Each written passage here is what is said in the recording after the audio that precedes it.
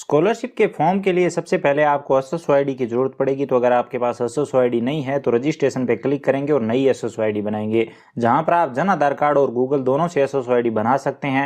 SSO ID कैसे बनाई जाती है इस पर मैं पहले ही कंप्लीट डिटेल में वीडियो बना चुका हूं, तो आप चाहें तो वो वीडियो देखकर नई एसएसओ आईडी बना सकते हैं। उसके बाद लॉगिन करेंगे और आपने जो एसएसओ आईडी बनाई है वो एसएसओ आईडी दर्ज करेंगे, पासवर्ड दर्ज करेंगे, कैप्चा कोड दर्ज करेंगे और लॉगिन कर लेंगे। एसएसओ आईडी को लॉगिन करने के बाद यहाँ पर आपके सामने बहुत सारे एप्लीकेशन आ जाते हैं, जिसमें यहाँ पर आप नीचे आएंगे तो आपको एक स्कॉलरशिप का ऑप्शन दिखाई देगा। यहाँ पर आप देखिए ये वाला स्कॉलरशिप का ऑप्शन है, ये है समाज कल्याण विभाग का स्कॉलरशिप वाला ऑप्शन। अगर आप कॉलेज एजुकेशन की स्कॉलरशिप योजना में आवेदन करना चाहते हैं तो इसके लिए यहाँ पर दूसरा ऑप्शन भी दिया हुआ है, लेकिन समाज कल्याण विभाग में आपको आपकी पूरी फीस वापस स्कॉलरशिप के रूप में दी जाती है। तो ये वाला समाज कल्याण विभाग का ऑप्शन है। उत्तर मैट्रिक छात्रवृत्ति योजना में अगर आप अप्लाई करना चाहते हैं तो इस ऑप्शन पे आप क्लिक करेंगे। यहाँ पर स्टूडेंट का जो ऑप्शन है इस ऑप्शन पे क्लिक करेंगे, ओके करेंगे। अब अगर आपकी एसएसओ आईडी में जन आधार कार्ड अपडेट है तो जन आधार कार्ड में जितने भी सदस्य होंगे यहाँ पर आपके सामने आ जाएंगे। लेकिन अगर ये सदस्य नहीं आते हैं तो पहले आपको एसएसओ आईडी में जन आधार कार्ड को अपडेट करना होगा।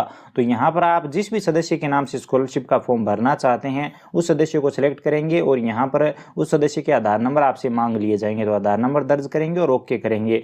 उसके बाद यहाँ पर आप देखिए एक एरर आ चुका है, इसमें बताया गया है कि आपको पहले अपने जन आधार कार्ड में जाति और मूल को अपडेट करना होगा, उसके बाद आप स्कॉलरशिप का फॉर्म भर पाएंगे। इसी के साथ यहाँ पर मैं आपको ये भी बता दूं कि आय भी आपको अपडेट करनी होगी, तभी आप फॉर्म भर पाएंगे। कहने का मतलब ये है कि जाति, मूल और आय आप पहले जन आधार कार्ड में अपडेट कर दीजिए। कैसे अपडेट करना है उस पर मैं पहले ही कंप्लीट डिटेल में वीडियो बना चुका हूँ, वीडियो का लिंक डिस्क्रिप्शन में मिल जाएगा। इसके साथ यहाँ पर आपको ये भी जानना चाहिए कि अगर आपने पिछले साल जाति मूल को अपडेट किया था तो भी आपको दोबारा से यहाँ पर अपडेट करने पड़ सकते हैं। तो जाति और मूल और आय आप अपने जन आधार कार्ड में अपडेट कर दीजिए जितने का आपने आय प्रमाण पत्र बनाया है, और उसके बाद जब आप लॉगिन करेंगे और यहाँ पर आधार नंबर दर्ज करेंगे तो आपके सामने अगला पेज आ जाएगा। अब यहाँ पर आधार वेरिफिकेशन मांगा गया है, तो आप चाहें तो आधार कार्ड को ओटीपी से वेरीफाई कर लीजिए या फिर आप बायोमेट्रिक भी ले सकते हैं स्टूडेंट का।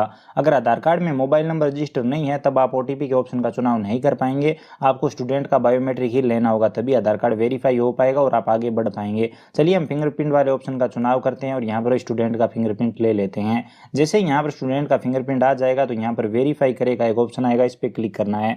जैसे ही यहाँ पर बायोमेट्रिक वेरीफाई होगा आपके सामने फॉर्म खुल जाएगा। यहाँ पर सबसे पहले देखिए ज़्यादातर डिटेल दर्ज की हुई है। यहाँ पर स्टूडेंट का एक फोटो आपको अपलोड कर देना है जेपीजी फॉर्मेट में। यहाँ पर कास्ट कौन सी है वो आप सिलेक्ट कर लीजिए, ओबीसी, एससी, एसटी, जनरल, जो भी कास्ट है वो यहाँ पर आप सिलेक्ट कर लीजिए, कास्ट कैटेगरी। उसके बाद धर्म यहाँ पर सिलेक्ट कर लेंगे।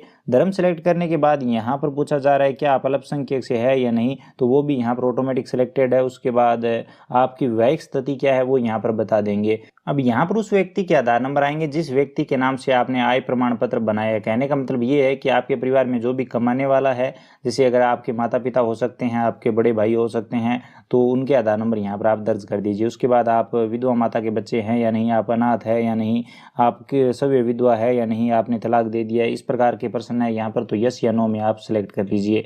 उसके बाद स्टूडेंट के मोबाइल नंबर ऑटोमेटिक आ चुके हैं, ईमेल आईडी ऑप्शनल आप चाहें तो दर्ज कर सकते हैं। बात आती है एड्रेस की, तो परमानेंट एड्रेस में आप अपना वार्ड नंबर, हाउस नंबर यहाँ पर लिख दीजिए। यहाँ पर आप अपने गांव या क्षेत्र का नाम लिख दीजिए। उसके बाद यहाँ पर स्ट्रीट में आप अपने गांव का नाम लिख सकते हैं। स्टूडेंटों को यहाँ पर कन्फ्यूजन होता है, इसमें भी आप अपने गांव या क्षेत्र का नाम लिख सकते हैं। उसके बाद यहाँ पर आप अपने स्थान जहाँ पर आप रहते हैं उसका नाम लिख सकते हैं, जो भी आपका मोहल्ला वगैरह है। उसके बाद यहाँ पर आपकी ग्राम पंचायत कौन सी है वो सिलेक्ट कर लेंगे, गाँव का चुनाव कर लेंगे। यहाँ पर आप जब ग्राम पंचायत सेलेक्ट करेंगे तभी यहाँ पर गाँव का ऑप्शन खुलेगा। तो चलिए उदाहरण के लिए मैं यहाँ पर एक गाँव सेलेक्ट कर लेता हूँ। उसके बाद आपकी तहसील कौन सी है वो यहाँ पर सिलेक्ट कर लीजिए। उसके बाद यहाँ पर डाकघर कौन सा है, आपका पोस्ट ऑफिस जो भी है वो यहाँ पर आप सिलेक्ट कर लीजिए।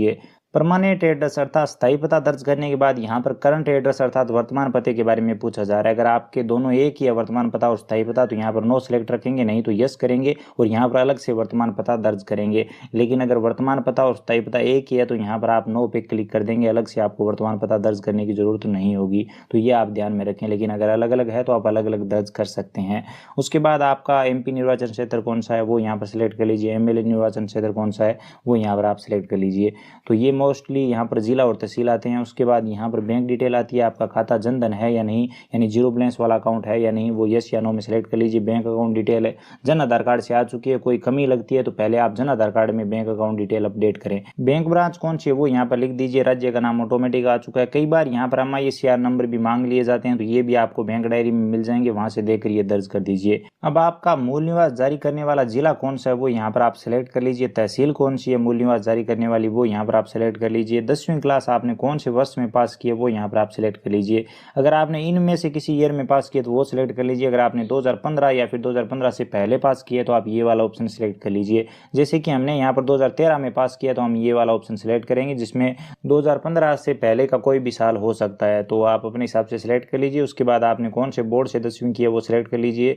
उसके बाद रोल नंबर दर्ज करेंगे। अगर आपकी मार्कशीट ऑनलाइन वेरीफाई होगी तो यहाँ पर वेरीफाइड लिखा हुआ आ जाएगा, लेकिन अगर वेरीफाई नहीं होगी तो यहाँ पर आपसे पूछा जाएगा कि आप मार्कशीट डिजिलॉकर से लेना चाहते हैं या नहीं, तो यहाँ पर आपको नो करना है। नहीं तो आपको ये अकाउंट भी बनाना होगा और आपको दिक्कतें आ सकती है, तो यहाँ पर आप नो करेंगे। नो करने के बाद चूज फाइल का ऑप्शन मिल जाएगा, इसमें आप PDF फॉर्मेट में अपनी मार्कशीट अपलोड कर देंगे 10वीं की। उसके बाद चेकबॉक्स पे क्लिक करेंगे, सबमिट पे क्लिक करेंगे। सबमिट पे क्लिक करने के बाद यहाँ पर आपको यस करना है और आपकी प्रोफाइल क्रिएट हो जाएगी। कहने का मतलब है कि कंप्लीट प्रोफाइल बन चुकी है, अब आप अपना स्कॉलरशिप का फॉर्म भर सकते हैं। तो अभी तक ये प्रोफाइल का पूरा प्रोसेस था, तो समझ गए होंगे प्रोफाइल कैसे बनती है। अब यहाँ पर आपके सामने एक नोटिस आ जाता है जिसमें लिखा हुआ आता है कि महीने में कम से कम एक बार स्टूडेंट को छात्रवृत्ति पोर्टल पर बायोमेट्रिक देना होगा, तभी छात्रवृत्ति का फॉर्म आगे विभाग को भेजा जाएगा, नहीं तो स्कॉलरशिप नहीं मिलेगी। तो अब ये काम कैसे होगा, ये कॉलेज के द्वारा करवाया जाएगा। बाकी इसी चैनल पर आपको अपडेट कर दिया जाएगा कि आपको ये काम कैसे करना है, तो चैनल को सब्सक्राइब कर लीजिए।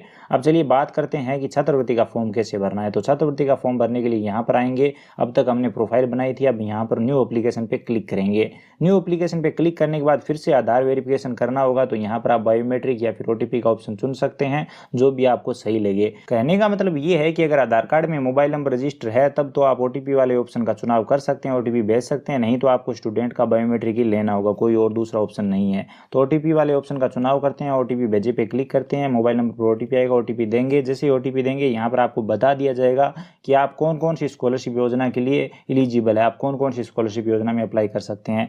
जैसे कि यहाँ पर जो पहली सेंट्रल गवर्नमेंट की स्कॉलरशिप योजना है, उत्तर मैट्रिक छात्रवृत्ति योजना है, इसमें अगर आप अप्लाई करना चाहते हैं तो यहाँ पर आप क्लिक करेंगे तो आपको पता चल जाएगा कि इसमें आपको कितना लाभ मिलेगा, आपको कितनी फीस वापस मिलेगी। इसमें 100% फीस आपको वापस मिल जाती है। कौन कौन इसमें अप्लाई कर सकता है इसके बारे में यहाँ पर बताया हुआ है। सेकेंड स्कॉलरशिप योजना पे अगर आप क्लिक करेंगे तो यहाँ पर बता दिया जाएगा कि 50% आपको फीस का रिफंड मिलेगा, और यहाँ पर कौन कौन अप्लाई कर सकता है वो भी आप चेक कर सकते हैं। तो हम यहाँ पर उत्तर मैट्रिक छात्रवृत्ति योजना में अप्लाई करेंगे, तो पहला ऑप्शन सेलेक्ट करेंगे, नेक्स्ट पे क्लिक करेंगे।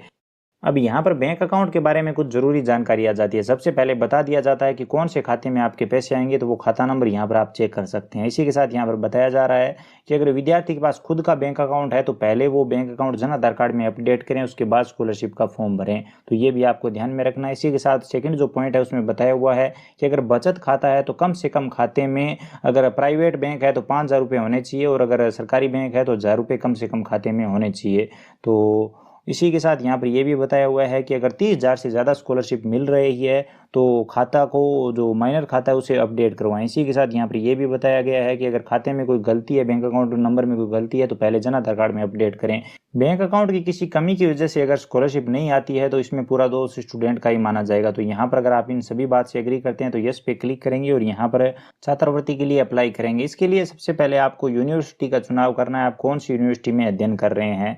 तो आपका कॉलेज जिस भी यूनिवर्सिटी के अंतर्गत आता है तो सबसे पहले यहाँ पर यूनिवर्सिटी का चुनाव करेंगे। उसके बाद आपका राज्य कौन सा है वो यहाँ पर आप सिलेक्ट कर लेंगे। चलिए हम राजस्थान सेलेक्ट कर लेते हैं। यूनिवर्सिटी में हम यहाँ पर महाराजा गंगास यूनिवर्सिटी को सिलेक्ट कर लेते हैं, क्योंकि हम इसी यूनिवर्सिटी के कॉलेज में अध्ययन कर रहे हैं, तो वो आप अपने हिसाब से यहाँ पर सिलेक्ट कर लीजिए। उसके बाद कॉलेज कौन सा है तो वो यहाँ पर आप सिलेक्ट कर लीजिए। तो कॉलेज आपका जो भी कॉलेज है उस कॉलेज का नाम यहाँ पर आप सिलेक्ट कर लेंगे। चलिए हम डूंगर कॉलेज बीकानेर को सिलेक्ट कर लेते हैं। उसके बाद डूंगर कॉलेज बीकानेर जितने भी कोर्स करवा रहा है वो सभी कोर्स आपके सामने आ जाएंगे। आप जो भी कोर्स कर रहे हैं, BA BSc BCom, जो भी ग्रेजुएशन पोस्ट ग्रेजुएशन का कोर्स कर रहे हैं वो यहाँ पर आप सिलेक्ट कर लेंगे। आप कौन से ईयर में अध्ययन कर रहे हैं, first year, second year, final year वो यहाँ पर आप सिलेक्ट कर लेंगे। प्रवेश तिथि आपको फीस रिसिप्ट में मिल जाएगी, वो देखकर दर्ज कर दीजिए। उसके बाद लास्ट कक्षा 12th थी तो वो यहाँ पर हमने सेलेक्ट कर लिया, आपकी कोई और है तो वो सिलेक्ट कर सकते हैं। कौन से बोर्ड से थी तो वो यहाँ पर सिलेक्ट कर लीजिए। उसके बाद कौन से साल में आपने 12th पास की है तो वो यहाँ पर आप सिलेक्ट कर लीजिए। अगर आपने और कक्षा कोई लास्ट पास की थी तो वो सिलेक्ट करके इसी हिसाब से सिलेक्ट कर सकते हैं। रोल नंबर दर्ज करेंगे लास्ट कक्षा के। उसके बाद आप छात्रावासी है या नहीं, यस या नो में सिलेक्ट कर लीजिए। उसके बाद आप यहाँ पर तलाकशुदा के बच्चे हैं या नहीं, आप विकलांग है या नहीं, आप विकलांग के बच्चे हैं या नहीं, उसके बाद आप सफाई कर्मचारी के बच्चे हैं या नहीं, तो यस या नो में सिलेक्ट कर लीजिए। अगर आप यस करते हैं तो उससे संबंधित डिटेल भी देनी होगी। 12th के रोल नंबर दर्ज करने के बाद यहाँ पर अगर मार्कशीट वेरीफाई होती है तो सही है, अगर वेरीफाई नहीं होगी तो आपको अपलोड करनी होगी। तो आप PDF फॉर्मेट में उसी तरह से यहाँ पर मार्कशीट अपलोड कर दीजिए। उसके बाद यहाँ पर जितनी भी आपकी फीस लगी है वो फीस यहाँ पर आप दर्ज कर दीजिए, फीस रिसिप्ट में जो भी फीस दी हुई है, और यहाँ पर फीस रिसिप्ट आपको अपलोड करनी होगी। PDF फॉर्मेट में आप अपलोड कर सकते हैं। चेकबॉक्स पे क्लिक करेंगे, उसके बाद सबमिट पे क्लिक करेंगे। यहाँ पर पूछा जा रहा है आर यू श्योर, तो यस करेंगे और आपका स्कॉलरशिप का फॉर्म सक्सेसफुली सबमिट हो जाएगा और यहाँ पर आपको एप्लीकेशन ID भी मिल जाएगी। तो यहाँ पर क्लोज करेंगे। क्लोज करते यहाँ पर आपके सामने फिर से उसी तरह का यहाँ पर वार्निंग दिखाया जा रहा है। क्लोज करेंगे, यहाँ पर व्यू के ऑप्शन पे क्लिक करेंगे, आपके सामने पूरा फॉर्म खुल जाएगा। Ctrl+P प्रेस करेंगे और फॉर्म का प्रिंट आउट निकाल लेंगे। अगर आपने खुद का फॉर्म भरा है तो खुद के पास आप ये सेव करके रख सकते हैं। अगर आपने किसी कस्टमर, किसी स्टूडेंट का फॉर्म भरा है तो उसे आप ये प्रिंट आउट निकाल कर दे दीजिए। तो दोस्तों ये कंप्लीट प्रोसेस होता है समाज कल्याण विभाग की स्कॉलरशिप का फॉर्म भरने का, जिसमें आप अपनी फीस पूरी स्कॉलरशिप के रूप में वापस ले सकते हैं। उम्मीद करता हूँ जानकारी